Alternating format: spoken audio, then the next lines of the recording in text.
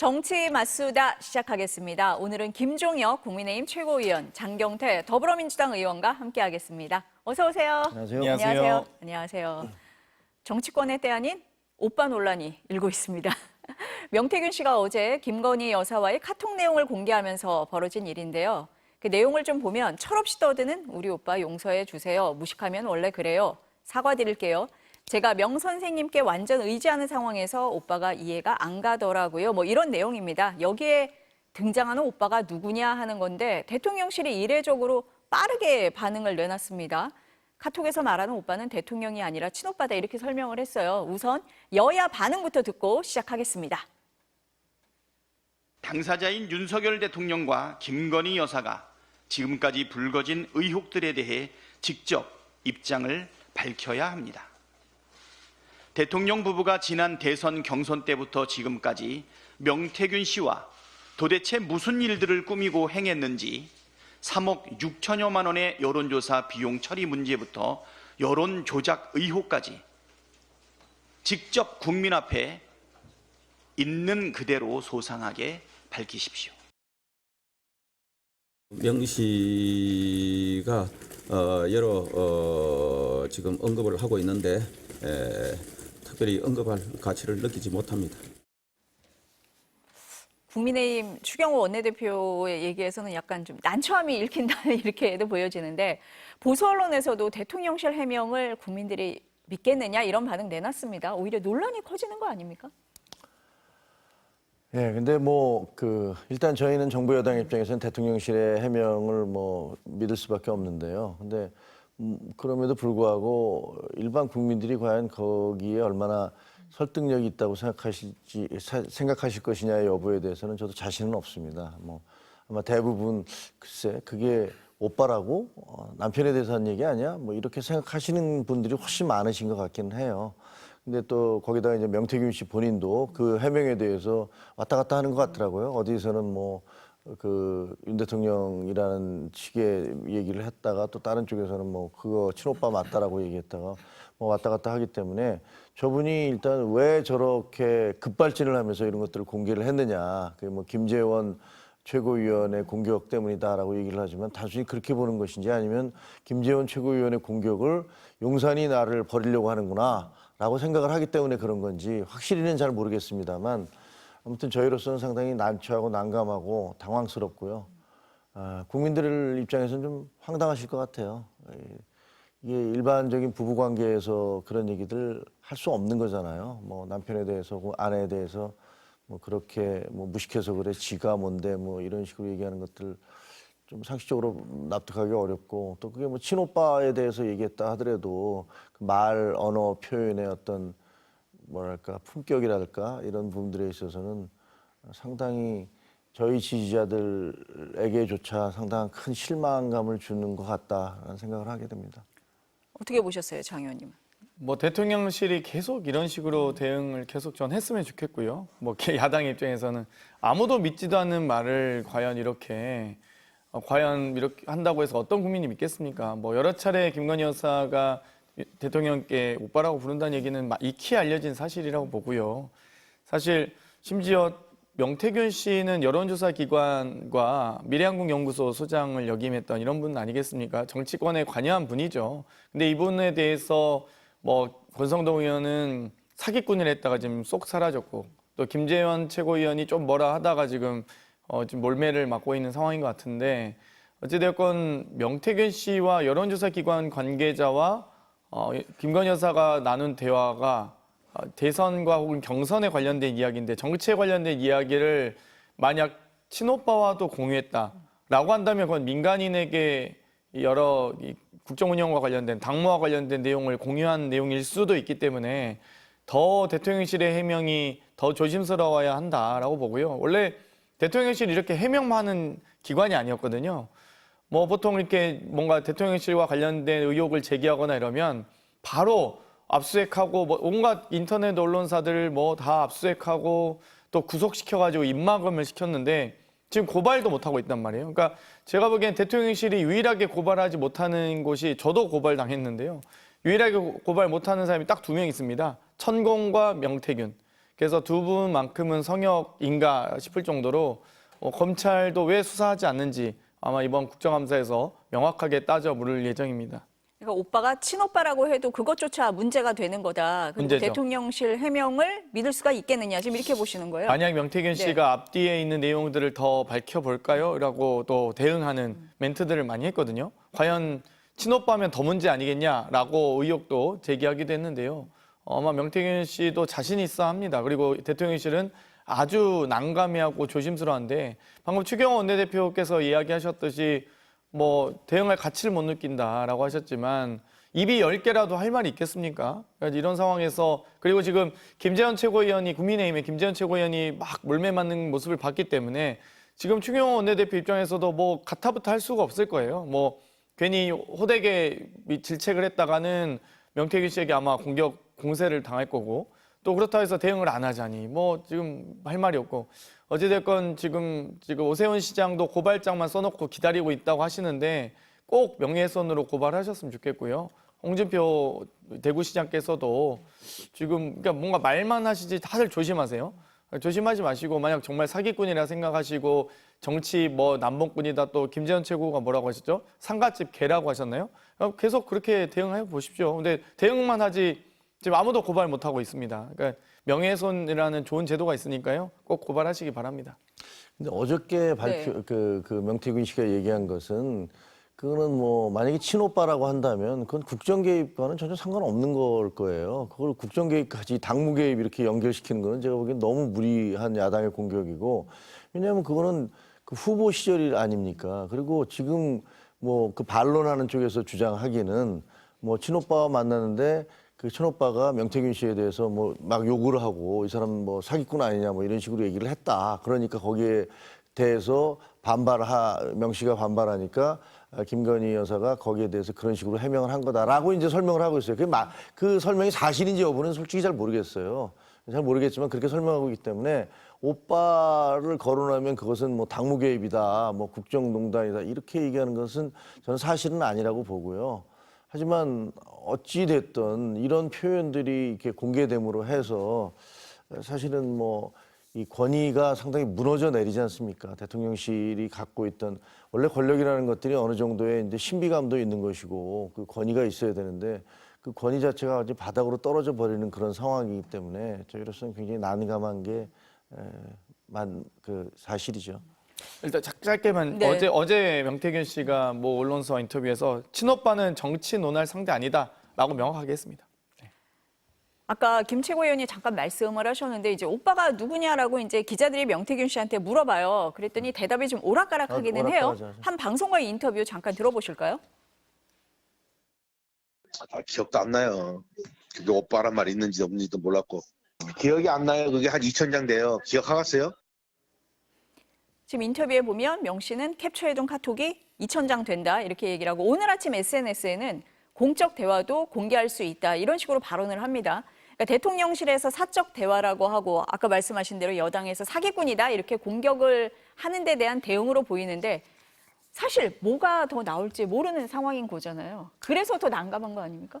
그렇습니다. 뭐 지난번에 뭐 여기선가 제가 어딘가 얘기를 했던 것 같은데 오늘 방송에 나가서 사실 저희가 이제 지뢰밭을 막 헤쳐 나가고 있는데 근데 아군이 뿌린 지뢰예요. 근데 지뢰를 뿌린 사람이 그 자기가 어디다 지뢰를 뿌렸는지 잘 모르는 것 같은 뭐 이게 지금 비유적으로 말씀드리면 그 김 여사와 관련돼서 너무나 이게 통화하거나 문자를 주고받은 사람이 많은 것 같은데 사실 그거 어떻게 기억을 하겠습니까? 그거 다 저도 다 기억을 못 하거든요.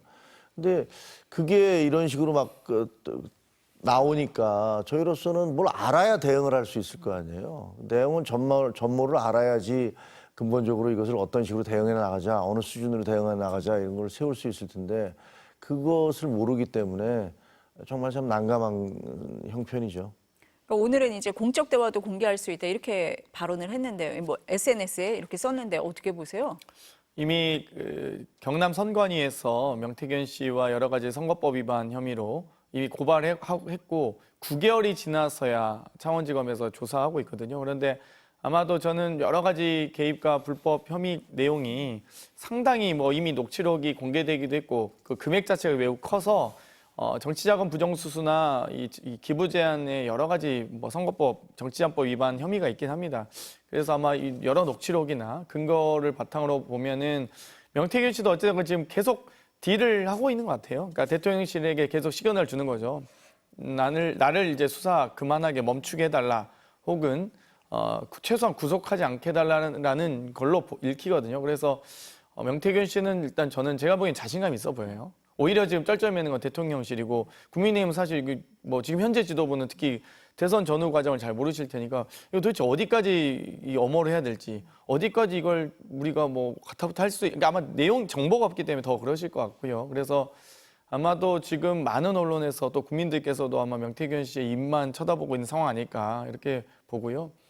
아마 명태균 씨가 이제 전후 사정, 공적 대화 다 공개하겠다라고 하니까 또 여기에 대해서는 대통령실 반응이 없어요. 어제는 명태균 씨 페이스북글 저희가 국정감사 중에 아마 오후쯤에 봤으니까요.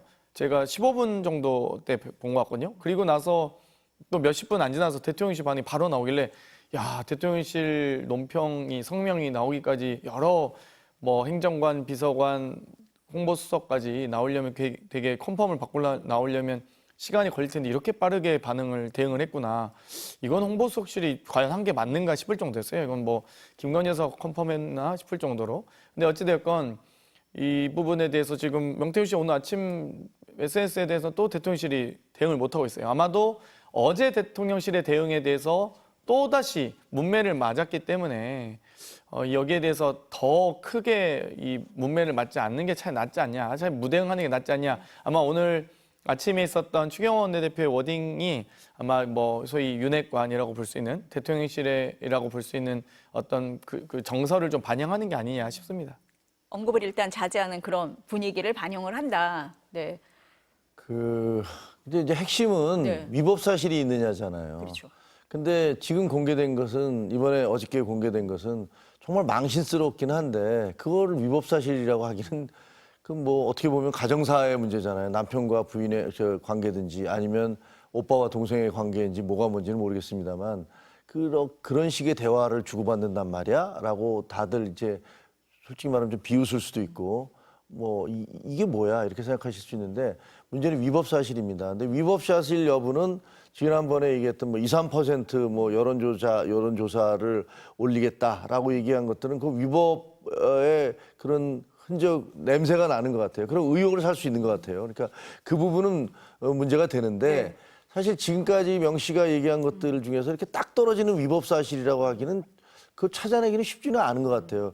근데 입장을 바꿔놓고 보면 용산 대통령실 입장에서는 사적인 저런 내용들이 공개되면 그게 사실 더 아픈 거예요. 더 망신스럽고 더 고개를 들 수가 없는 거고, 그렇기 때문에 전전긍긍하고 있는 것 같아요.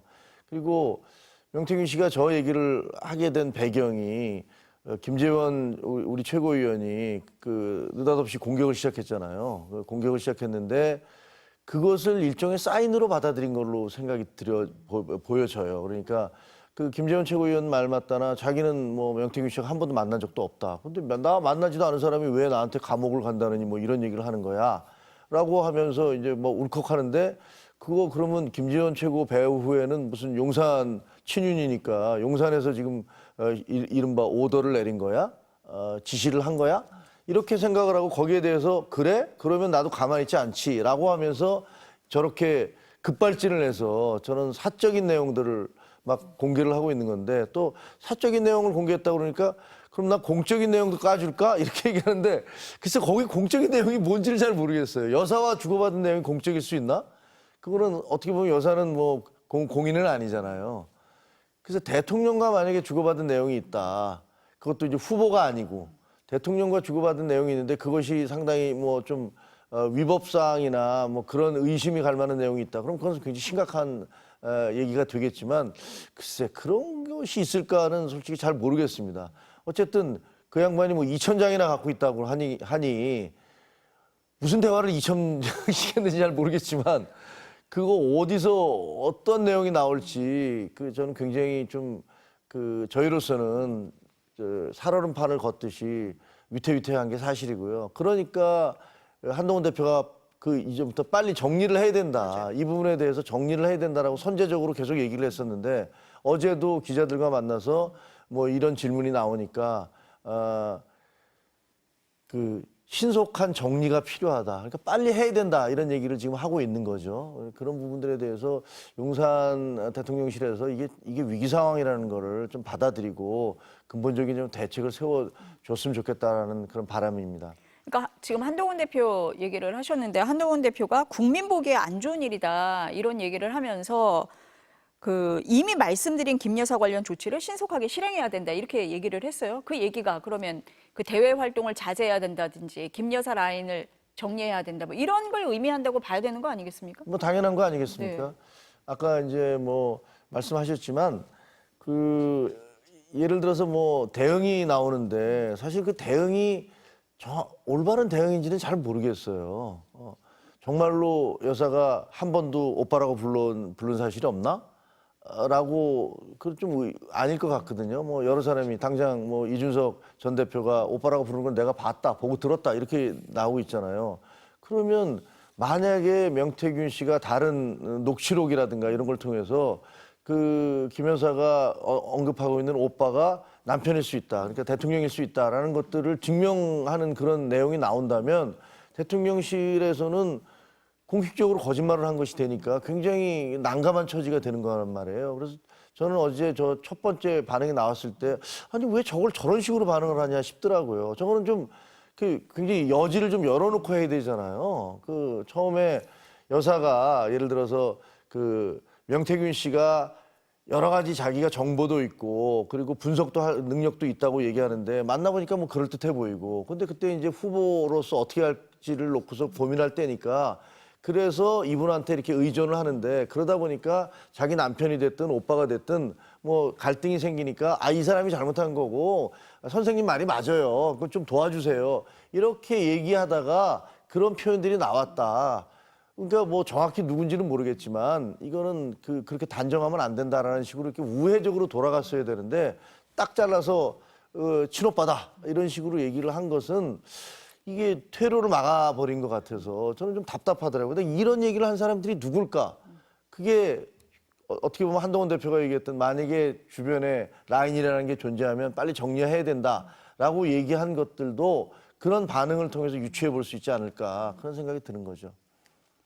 그 대외 활동 자제나 김 여사 라인 정리 이런 거 어떻게 보세요? 그러니까 지금 네. 사실 이제 저희가 계속 검찰 공화국 아니냐, 검사들이 대통령실을 장악하고 법무부는 이미 뭐 장악됐었고 또 뭐 여러 국무총리실이나 노동부, 교육부, 심지어 서울대학교 병원 감사까지 검사가 왜 가느냐, 국민연금공단 뭐 이사라든지 뭐 전문 분야가 아닌데도 검사가 가는 것에 대해서 여러 차례 규탄은 했지만 또 거기에 대해서 국민들께서는 반신반의하셨단 말이에요. 검사가 일을 잘할까, 정치를 잘할까, 국정 운영을 잘할까. 근데 한 2년 정도 지나니까 국정 운영을 좀 무능하게 한다 이런 평가들이 좀 저는 대다수 이루고 있는데 뭐 무능하다고 해서 그거를 뭐 이제 뭐 이거 범죄냐냐 또 이건 다른 문제 아니겠습니까? 그런데 국정 운영을 대통령의 통치 행위를 여사가 한다라고 한다면 이건 뭐 도저히 용납이 안 되는 거죠. 국민들께서 보시기엔.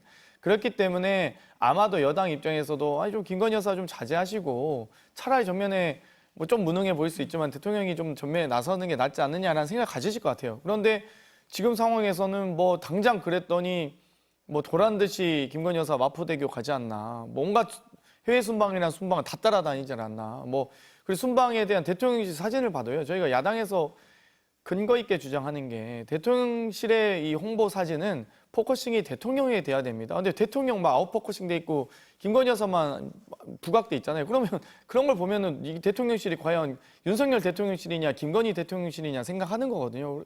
이런 경우들이 너무 많다 보니까 저희도 참 당혹스럽고요.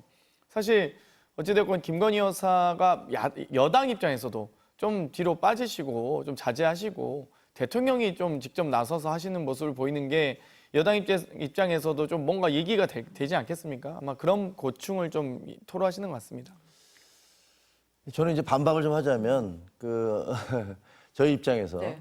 뭐 해외 순방을 다 따라다닌다라는 그 비판에 대해서는 뭐 제가 알기에는 그 육공화국이 출범한 이래로 해외 순방을 제일 많이 가신 분은 김정숙 여사라고 저는 알고 있고요. 그리고 그 남편을 따라갈 뿐만이 아니라 그 1호기를 타고 공군 1호기였나요? 뭐 이걸 타고 혼자서 인도에 가셔서 타지마할까지 보고 오시고 뭐 공교롭게도 그 방문하신 지역이 전부 다 유네스코 문화유산에 속해 있던 그런 지역들이어서 거기에 대해서 공격이 많이 있으니까 뭐 영부인이 대통령 해외 나가는데 뭐 같이 나가는 것 자체를 하지 말라라는 거는 좀 너무 과한 표현인 것 같지만 그럼에도 불구하고 여사에 대해서 그 여사가 그냥 다른 활동들 아까 얘기했던 뭐 마포대교에 가서 마치 순시하는 듯이 그런 모습을 보인다든가 이건 뭐 명백히 국민들 정서에 맞지 않는 거는 분명하다 그렇게 생각을 합니다.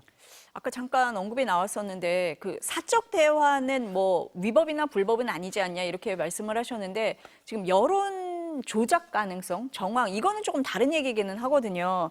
윤석열 대통령에게 유리한 여론조사 결과를 만들기 위해 수치를 조작한 정황이 담긴 녹취록이 공개가 돼서 이것도 파장입니다. 먼저 들어보시겠습니다. 2, 3%를 올려봐야 자체 조사, 공표 조사가 아닌데 그 뭐하러 2, 3%를 올려요. 그거는 강혜경이가 거기 돌리다가 실수한 거예요. 표본이나 여러 가지를. 그러면 그거 이렇게 해서 조절하고 이렇게 해서 조절해서 이렇게 올리면 돼. 뭐가 걔가 문제가 생겼으니까 그러니까 강혜경이 앞뒤 녹음이 다 네 요것만 나오잖아요. 그러니까 당시 대선 경선 후보였던 홍준표 대구시장이 명 씨가 윤석열 후보 측에 붙어서 여론 조작하는 걸 알고 있었지만 문제 삼지 않았다. 이렇게 SNS에 밝히기도 했거든요. 근데 이 녹취는 뭐냐? 명 씨와 함께 일했던 강혜경 씨가 공개를 한 건데 지금 명 씨 인터뷰에서 보면 조작 지시가 아니라 잘못을 바로잡아준 거다 이렇게 얘기를 해요. 근데 강혜경 씨 그 법사위 국감에 나오잖아요. 그럼 이 사안은 어떻게 되는 겁니까? 그 뭐 진실은 알 수가 없죠. 네. 근데 저는 궁금한 건 만약에 홍준표 시장님은 그게 만약에 여론 조작을 하고 있는 걸 알았다 그러면 신고를 해야죠. 그걸 가만히 있어요. 그것도 말이 안 되죠. 본인은 당시에 뭐 대세에 지장이 없다고 생각했는데 뭐 나중에 보니 당원들에게 영향을 줄 수 있었다. 이렇게 SNS에 쓰시기는 아니, 하셨더라고요. 홍카콜라께서 뭐 그거를 그런 불법 행위가 저질러지는 걸 알았는데 가만히 있었다면 그것 좀 이상하고 더구나 법조인 아닙니까? 법조인으로서 더구나 경쟁자가 여론을 조작하고 있다는 사실을 알았으면 그때 당시에 그걸 지적하시는 게 마땅했다라고 생각을 해요. 그건 좀 그 적절한 표현은 아닌 것 같고요. 2, 3%의 그 여론조사, 이렇게 국민 여론조사를 조작을 했다는 거 아니에요? 그래서 올리게 홍준표 그 후보보다 윤석열 후보가 높게 올리라고 했다는데 거기에 대해서는 지금 양쪽이 강혜경 씨가 원래 갖고 있던 녹취록과 거기에 대한 어떤 그 명태균 씨의 설명이 이게 서로 충돌하는 부분이 있기 때문에 그런 이제 국감장에 강혜경 씨가 나올 테니까 그런 법사위 국감에서 뭐 그런 논란이 있을 거라고 생각합니다. 근데 저는 뭐가 진실인지는 잘 모르겠어요. 네. 저는 이 대화에 상당히 구체적이고 이 명태균 씨가 여론조사를 좀 아시는구나라는 생각이 들었는데요. 그러니까 소위 여론조사의 표본이 여러 가지 응답률을 고려했을 때 세대 보정과 이 지역 보정을 합니다. 지역별로 응답률이 낮은 여론조사가 있거나 또 세대별로 좀 낮은 조사가 있는데 특히 저희가 이제 뭐 여러 가지 여론조사를 RDD든 ALS 방식이든 또 캐티 방식이든 하다 보면 여러 가지 이 젊은 층의 20, 30대 여론조사 응답률이 매우 낮게 나타나는 경우가 대부분이거든요. 그래서 여론조사 샘플을 채우기 위해서 네. 뭐 2번, 3번 뭐 이 강제 ARS를 더 돌리기도 합니다. 근데 이분은 젊은 층들 여론조사 좀 더 올리세요 이런 표현을 하거든요. 그래서 여론조사를 좀 잘 아시는 분이고 그리고 거기에 대해서 2, 3% 올려라고 했는데 또 여기도 하나의 좀 증거가 있다 보는 게 외부 공표용은 뭐 당연히 선관위에 신고하고 언론사와 그러니까 여론조사는 이 언론사와 정당이 할 수 있습니다. 그런데 이 여론조사 공표용은 보통 언론사를 통해서 많이 하고요. 내부 공표용, 내부 보고용이나 내부 자료용은 정당만 거의 하거든요. 왜냐하면 이 여론조사 비용을 감당할 수가 없으니까요. 외부 공표를 위해서 언론사가 부담하는 경우가 많지 언론사가 여론조사 기관에 대해 비용을 부담해서 외부에 공표하는 조사입니다. 대부분. 근데 내부 공표용은 정당이 부담해서 하거든요. 근데 그러면 단순 보고용이라고 하셨는데 누구에게 보고했는지 누구에게 보고용이냐 이건 또 명백합니다. 만약에 이 내부 단순 보고용이라고 하셨는데 이걸 만약 윤석열 대통령 후보자에게 보고했다고 하면 이것도 저는 좀 문제가 될 거라고 보고요. 당연히 이 정치자금 부정수수와 기부행위에 통합니다. 그러니까 여론조사 기관이 자체적으로 자기 자금을 들여서 특정 후보에게, 그러니까 그러면 모든 후보에 다 제공하던 거죠. 그것도 아니잖아요. 특정 후보에게 제공한다? 이 여론조사는 연구 용역의 일종이기 때문에 당연히 기부행위에 들어갑니다. 저희가 하다못해 귤 한 박스를 받아도 다 기부금으로 표시를 하거든요. 기부 물품으로 다시 선관위에 신고합니다. 근데 선관위 신고 안 했다? 이거 당연히 기부행위죠. 이 단순 보고용의 보고 대상이 누군지가 아마 밝혀야 된다 봅니다. 그럼 이거 다 선거법 다 걸리는 잠깐만요. 거예요. 이거 그럼, 안 네. 됩니다. 이거 다 하시면. 장 의원님 말씀하신 건 김정일 최고위원께서도 만약에 말씀하시면 이런 거 여론조사 혹시 보고 받아보셨어요? 단순 보고용을 다른 본인 캠프에서 정당에서 중앙당이나 시당에서 돌려서 이 정당의 자금으로 보고를 받을 수는 있어요. 그건 정당이 하는 거고요. 만약 정당이 비용을 부담하지 않고 여론조사 기관이 자체적으로 자비를 들여서 3억 7천 이렇게 들여서 보고를 받으신 적 있나요? 없을 겁니다. 아마 이건 다 불법이에요. 이건. 근데 이제 이분이 제가 이제 지금까지 들어온 취재된 내용을 이렇게 살펴보면 이분이 이제 예를 들면 그 누가 잘 나가는 정치인이 있어요. 그러면 자기가 여론조사를 해서 그걸 가지고 간다는 거예요. 내가 여론조사해 보니까 당신의 말이야 이건 장점이고 이런 약점이 있는데 내가 이걸 이렇게 해서 당신을 당선시켜 줄 수 있어. 그러니까 나하고 계약합시다. 뭐 이런 식의 접촉을 하는 모양이에요. 그러니까 어떻게 보면 이제 최초의 여론조사라는 것은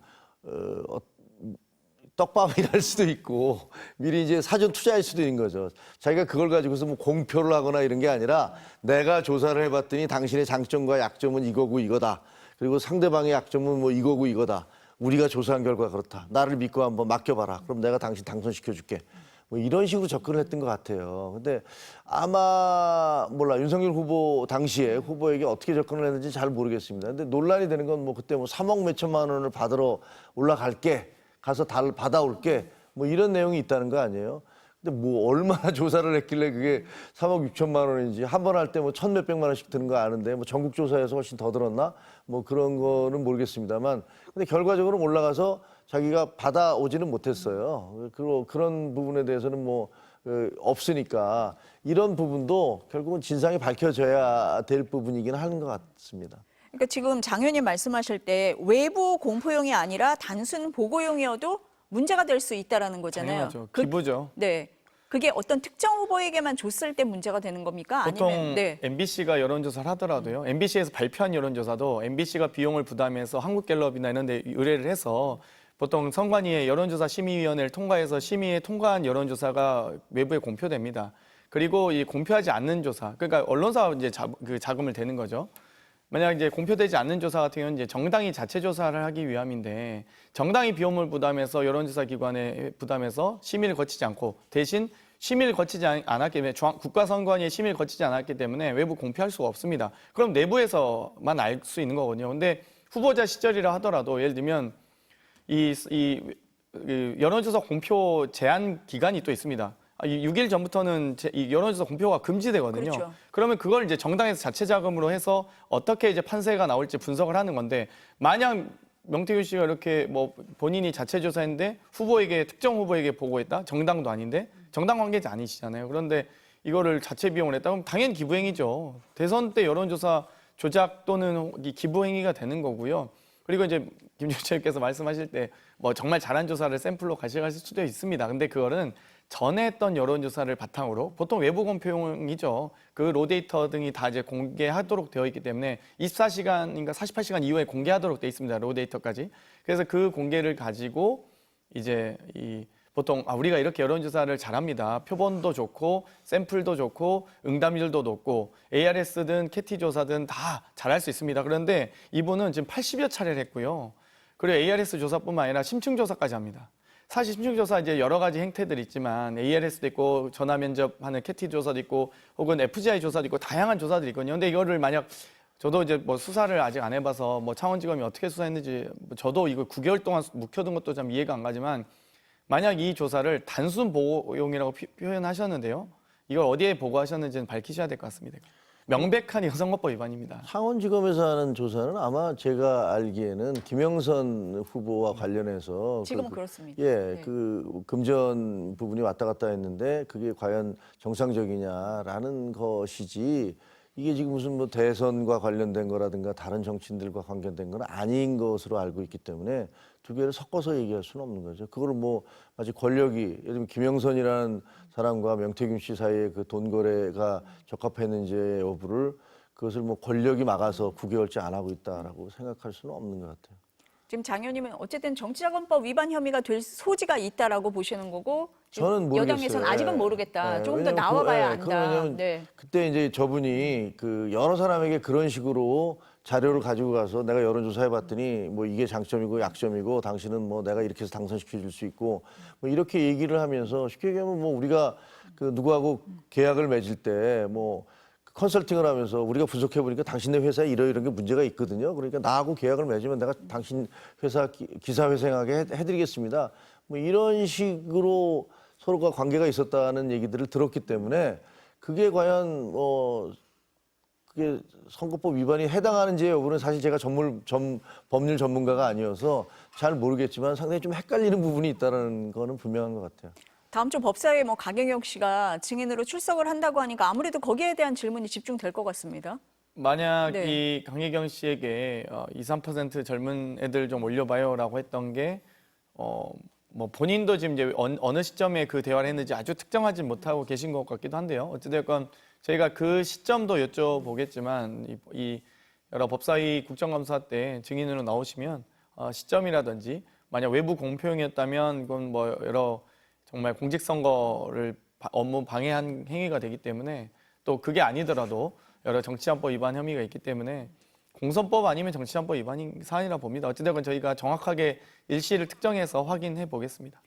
그 명태균 씨가 김재원 최고위원이 자신을 공격해서 내가 이렇게 사적 대화도 공개하고 한다 이렇게 얘기를 하는데 두 번 말씀을 들어보니까 단순히 그건 아닌 것 같아요. 지금 뭐 여론조사 조작 의혹이라든지 또 김영선 전 의원 관련해서 또 수사도 받고 있잖아요. 이거에 대한 방어 뭐 이런 것도 있다고 보시는 것 같아요, 두 분 다. 그 본인이 이제 김재원 의원이 뭐 구속해야 된다 뭐 이런 얘기를 하고 난 다음에 그 어린 딸의 그 이미지를 올렸어요. 사진을 올리면서 내가 굉장히 늦게 낳은 딸인데 우리 딸이 울면서 아빠 뭐 감옥 가는 거냐고 했다. 나 참을 수 없다. 이렇게 반응을 하더라고요. 근데 사실 아무리 그래도 그렇지 그 미성년자인 딸의 사진을 그렇게 올려서 돌리는 것도 좀 이상하긴 하더라고요. 좀 안쓰럽고 따님이 굉장히 예쁘게 생겼던데 그런 것도 좀 가족사인 부분이어서 사실 옆에서 누가 얘기하기가 참 뭐 좀 꺼려지는 부분이 있기는 합니다. 근데 그분은 자기가 감옥을 가야 된다라는 부분에 대해서 굉장히 격렬하게 울컥한 것 같고 그리고 거기에 반발하고 있는 것 같아요. 그리고 아까 말씀드린 대로 이것이 김재원 개인이 아니라 김재원 최고위원 개인이 아니라 뭔가 지금 용산이 나한테 사인 보내고 있는 거야 라는 식으로 받아들였을 가능성이 있는 것 같습니다. 그러니까 저렇게 어떻게 보면 법률적으로는 별 문제는 없지만 완전히 망신당할 수 있는 이런 내용을 일부 공개를 하고 공개한 다음에 그것이 뭐 남편일 수도 있다라고 했다가 오빠일 수도 있다라고 했다가 이런 식으로 내 입에 따라서 얼마든지 달라질 수 있거든라고 하는 것들을 이렇게 계속 이게 암시하고 있잖아요. 그래서 지금 그 용산 대통령실하고 무슨 딜하려고 그러나 뭐 하는 거지? 뭐 이런 생각이 들어요. 근데 문제는 이제 저렇게 해도 다 알잖아요. 지켜보는 사람이 저게 왜 저러고 있는 건가라는 걸 다 알기 때문에 글쎄 그 본인이 어떻게 생각을 했든 간에 그게 이렇게 자기 생각대로 되지는 않을 것 같은 느낌입니다. 어떻게 보세요, 장 의원님은? 뭐 일단 저 방금도 말씀드렸듯이 명태균 씨가 많이 이제 심리적으로 좀 위축된 건 사실인 것 같아요. 그러니까 그 위축이라는 게 어찌됐건 본인과 관련해 수사가 확대되고 있고 처음에는 이 김영선 전 의원에 대한 공천 개입에 대한 뭐 김건희 여사의 논란이었고 여러 이 두 차례 공천 과정에서 한 번은 성공했고 한 번은 성공하지 않으면서 관계가 좀 틀어진 부분들 또 거기에 대한 좀 서운함 등이 있었는데 실제 또 이 그냥 공천에서 틀어진 정도가 아니라 이 정치자금법 위반으로 이 수사가 시작되자 왜 감히 날 수사해 약간 이런 태도로 처음 나왔거든요. 그런 과정에서 김재원 최고위원과 권성동 의원이 이렇게 막 뭐 사기꾼이다라는 식으로 몰아세우다 보니까 본인 입장에서도 제가 보기에는 뭐 보니까 나름대로 여론조사에 대한 전문성도 있으시고 한데 또 이 정권의 어떤 창출에 기여를 나름 했다고 생각했을 텐데 뭐 개국공신 중에 한 명이라고 생각했겠죠. 근데 이렇게 해서 사기꾼으로 몰아세우니까 얼마나 서운하겠습니까? 아마 이 부분은 조금 서로가 이제 감정이 상하다 보니까 여러 경고 파열음이 나오는 것 같고요. 어찌됐건 이 명태균 씨는 수사는 불가피해 보입니다. 그리고 대통령실도 이렇게 현저히 명백한 명예훼손을 하고 있음에도 불구하고 정말 이렇게 정말 기가 죽어서 숨 죽이고 있을 게 아니라 예전처럼 저를 고발했을 때처럼 자신 있게 좀 나서셨으면 좋겠네요. 김건희 여사 관련해서는 뭐 논란과 의혹이 지금 계속되고 있는데요. 내일 또 하나 있습니다. 도이치모터스 주가 조작 의혹 관련해서 검찰이 무혐의 처분을 내릴 거다 이렇게 보도가 되고 있어요. 수사심의위원회 이번에는 안 연다고 합니다. 대신에 공정성 차원에서 내부에 레드팀을 꾸려서 법리 검토를 한다 이렇게 얘기를 하는데 한동훈 대표가 국민 눈높이에 맞춰야 한다 이런 얘기를 했는데 어떻겠습니까? 한동훈 대표가 얘기하는 국민 눈높이는 여론재판을 하라는 뜻이 아니고요. 적어도 국민들에게 합리적인 설명을 할 수 있어야 된다라는 얘기를 하는 거거든요. 그러니까 지난번까지는 이게 상황이 좀 달라진 게 지난번 재판에서 2심 재판에서 그 손모 씨, 전주 손모 씨에 대해서 유죄라는 어떤 결정이 있었잖아요. 그러니까 그렇게 되면 이 손모 씨와 비슷한 상황이 아니냐, 김건희 여사는 이런 부분들에 대해서 누구든지 당장 야당이 문제 삼을 거 아닙니까? 그리고 그 국민들도 문제 삼을 거예요. 이게 맞습니까? 그리고 법률 전문가들, 법조인들도 이건 논리적으로 형평성이 어긋나는데 라고 주장을 할 겁니다. 그러니까 한동훈 대표는 그런 부분들에 대해서 그 명백하게 이게 설명이 될 수 있어야 된다라는 지적을 하고 있는 거죠. 그 내용을 사실 공개되지 않아서 어떤 법리적 판단에 의해서 이것을 무혐의라고 얘기하는 건지 아직 결정은 안 내려졌습니다만 뭐 언론 보도대로 이게 무혐의라면 그런 부분들에 대한 설명이 분명히 있어야 될 거예요. 그러니까 뭐 레드팀을 만들고 수사심의 대신에 그 레드팀 반대 그 공격을 하는 사람들의 그 논리까지도 거기다 집어넣어서 대응을 하겠다는 건데 일단 나와 봐야지 알겠습니다만 만약에 그것이 그 다른 손모 씨와의 형평에 맞지 않는다든가 그 논리 구성에 있어서 이해할 수 없는 대목이 있다든가 그러면 아마 김건희 여사에 대한 국민적 비난에 또 다른 어떤 그 탑을 하나 더 쌓는 듯한 그런 느낌이 있죠. 그래서 거기에 대한 어떤 지적을 한 것입니다. 법에도 없는 걸 하려고 하니까 저렇게 검찰이 어려움을 겪고 있는 것 같아요. 그러니까 레드팀이라는 게 법적 절차 중에 있습니까? 없습니다. 그러니까 어찌됐건 김건희 여사 도이치모터스 주가 조작에 대한 많은 1, 2차 주범, 공범 등이 다 유죄를 선고받고 있고 이 검찰이 기소조차 안 하니까 수사는 뭐 안 했기 때문에 기소도 못 하겠죠. 그러다 보니 이 재판부도 판결문에 200여 차례 가깝게 이 김건희 여사를 명시하고 여러 차례 1, 2차 통정거래에 사용된 계좌가 김건희 여사라는 표현을 쓰면서도 혐의가 분명히 있다는 판결문에 다 적시를 하고 있습니다. 그럼에도 불구하고 검찰은 수사조차 못하고 지금 이제 기소도 못하니까 뭐 레드팀을 만들겠다? 아니 수사를 안 했는데 어떻게 레드팀을 만듭니까? 그러니까 저번에 이제 국민들께서 기억하시는 게 너무 혐의가 많아서 헷갈리실 텐데요. 저희도 공부하느라 힘든데 이 명품백 사건 그때 검사가 가서 안방 조사 받으면서 핸드폰 뺏기고 신분증 뺏겼던 게 명품백 사건 관련된 수사였거든요. 거기에 대해서 수사심의위원회에서는 뭐 최재형 목사에게는 기소 의견이었고 이 김건희 여사에 대해서는 뭐 불기소 의견으로 이렇게 하기도 해서 좀 논란이 되다가 뭐 어느 한쪽만 이 물건을 준 사람은 기소하고 받은 사람은 기소 안 할 수 없으니 다 무혐의 처분하긴 했는데 불기소 처분하긴 했는데요. 어찌되건 이 도이치모터스 주가 조작은 수사를 못했는데 단 한 차례 소환도 못했는데 무슨 레드팀이 무슨 의미가 있겠습니까? 답답합니다 정말. 검찰에서는 명품백 수사할 때 오후에 도이치모터스 주가 조작 관련해서 수사를 했다 이렇게 얘기는 했죠. 수사팀이 네. 완전 다르죠. 네. 그러니까 지금 중앙지검에서 도이치모터스 주가 조작 관련된 수사했던 수사팀 다 해체하고 지금 탁구치고 놀고 있다는 얘기까지 들리거든요. 1부터 4차장 다 날리고 중앙지검장까지 다 좌천시키고 나서 무슨 누가 감히 수사를 하겠습니까? 뭐 평검사가 가서 수사를 합니까? 그럼 영장 청구하면 부장검사, 차장검사 최소한 이 지검장한테 뭐 보고도 안 하고 혼자 가나요? 그러니까 정말 말도 안 되는 소리고요. 뭐 그때 뭐 다 했다고 하는데 그때 언제 그러면 그 수사 보고서 결과서 한번 보여줬으면 좋겠어요. 그리고 나서 무슨 도이치모터스 주가 조작에 대한 수사팀도 해당 수사팀도 아닌데 무슨 수사를 했으며 수사 결과 보고서에 도이치모터스 주가 조작 수사 결과가 있었나요? 제가 보기엔 너무 말도 안 되니까 어찌됐건 레드팀을 뽑든 어쩌든 수사를 안 했기 때문에 레드팀이 근거가 없는데 무슨 레드를 하겠습니까 역할을. 어찌됐건 뭐 무혐의 처분, 불기소 처분 할 텐데 뭐 두고 보겠습니다. 수사도 제대로 안 했기 때문에 국민들이 납득할 리가 없다 이렇게 생각을 하시는 것 같아요. 마지막으로 재보선 얘기를 안 할 수가 없는데 현재 투표가 진행 중입니다. 가장 뜨거워진 지역이 부산 금정이에요. 어때요, 지금? 제가 어저께 네. 가서 지지 유세하고 오늘 올라왔는데요. 네.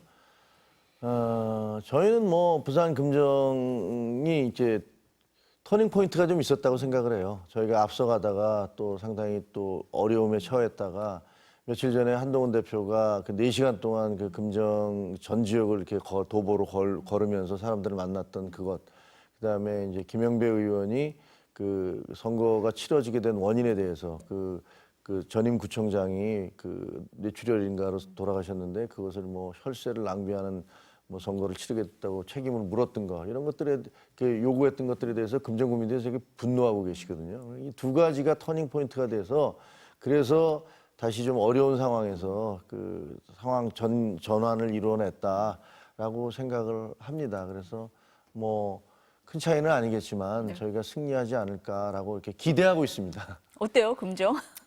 뭐 저희가 이제 네. 주목하는 선거가 이제 오늘 저녁 8시까지는 서울시 교육감 선거, 그리고 이 부산 금정, 그리고 이제 영광 선거까지 있는데요. 뭐 어찌됐건 이번 선거는 결국 뭐 워낙 이제 대통령실의 또 입장이 어떻게 나올지 모르겠는데 분명히 한동훈 대표 심판론 이야기하지 않겠습니까? 그런데 누가 봐도, 야당인 제가 봐도 윤석열 정권 심판론 선거입니다, 결국. 그렇기 때문에 금정에서 아마 투표율이 조금 이 전국 동시 선거보다는 조금 다소 낮을 수는 있는데요. 많은 주민들께서 꼭 투표에 참여하셔서 본인의 소중한 투표권 행사하시기 바라고요. 아마 뭐 금정에서 뭐 민주당 입장에서는 이기면 윤석열 정권 심판론이 통했다고 말씀드릴 수 있고요. 만약 패배한다 할지라도 금정에서 많은 또 주민들에게 저희가 뭐 제대로 호소하지 못한 부분 또 아쉽고 아마 뭐 한동훈 대표 입장에서는 수성해서 다행일 거고요. 대통령실 입장에서는 한동훈 대표 책임론을 못 물어서 좀 아쉬워하지 않을까, 그런 생각이 드네요. 네. 지금 장 의원님이 한동훈 대표 책임론 얘기를 했잖아요. 그 친윤계에서도 그 얘기가 나오는 거 같고. 제가 하는 건 네. 대통령실에서 할 것 같은데 네. 명확하게 야당이 봐도 윤석열 정권 심판론이지 지금 선거가. 아니 저희가 재보궐선거 할 때 2020년 21대 총선도 이 정권 중반에 선거를 치렀습니다. 근데 저희가 21대 총선, 2020년 총선 때 그때 문재인 정권 또 코로나 전국에 어떻게 대처했는지를 평가했지 이해찬 대표에 대한 평가를 했나요? 그런 건 아니잖아요. 그러니까 좀 상식적으로 제가 이 납득이 될 만한 주장을 했으면 좋겠는데 대통령실이 워낙 납득이 안 되니까 제가 좀 그 말씀 드렸습니다. 아니 그래서 지금 여당 안에서 그 얘기가 나온다는 얘기예요. 한동훈 대표 책임론이 이 야당 공격이 아니라 여당 안에서 나와요. 대통령실에서 이 얘기를 해요. 그래서 한동훈 대표가 김건희 여사 공격하는 게 이게 책임론 피하려고 하는 거 아니야? 이렇게 나오잖아요. 어떻습니까? 그건 전혀 아닌 것 같고요. 네. 한동훈 대표 책임론은 사실은 총선 때부터 나왔지 않습니까? 총선 끝나고 나서 저도 그때 후보로 뛰었었기 때문에 잘 알고 있는데 총선이 끝나자마자 이 선거에서 진 것은 한동훈 때문이다. 그리고 백서를 통해서 그 책임을 규명하겠다. 뭐 이렇게 나왔었던 거 아닙니까?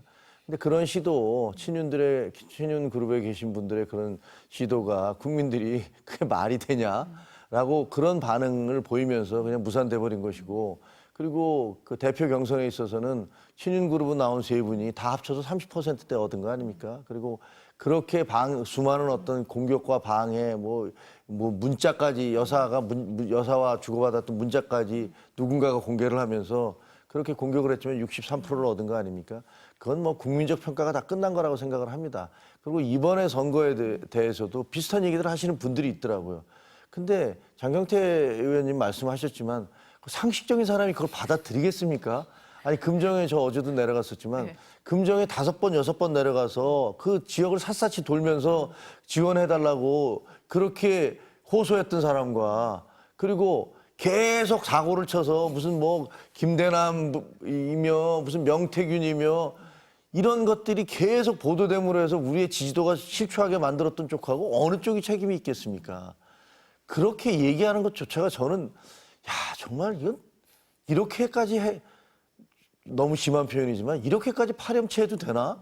라는 생각이 듭니다. 그 국민들이 어떤 결과가 나오든 간에 그러니까 저희는 그렇게 생각합니다. 만약에 죄송하지만 네.